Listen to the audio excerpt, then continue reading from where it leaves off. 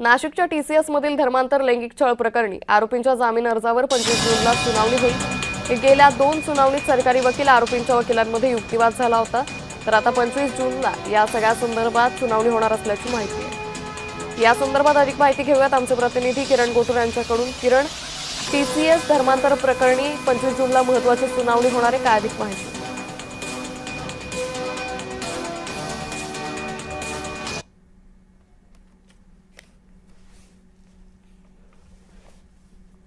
जिहाद प्रकरणी अटकेत असलेले संशयित आरोपींनी जामिनासाठी अर्ज केलेला होता आणि त्यामध्ये प्रामुख्याने निदा खान, दानिश शेख आणि तौसीफ अख्तर या तिघांनीही जामिनासाठी अर्ज केला होता आणि त्यानंतर 2 सुनावणी झालेल्या आहेत। या दोन्ही सुनावणीमध्ये आरोपीचे वकील आणि सरकारी वकील या दोघांचीही बाजू जी आहे ते माननीय न्यायालयाने ऐकून घेतलेला आहे आणि हा संपूर्ण जो निकाल आहे तो आता राखीव ठेवलेला आहे आणि पुढच्या 25 जूनला या सगळ्या संदर्भात न्यायालय आपला निकाल देणार आहे आणि त्यामुळे नेमकं न्यायालय काय निकाल देतो हे बघणं महत्त्वाचं आहे। किरण, तुम्ही असेच जोडलेल्या आणखी एका बातमी संदर्भात तुमच्याकडून तपशील हवा आहे।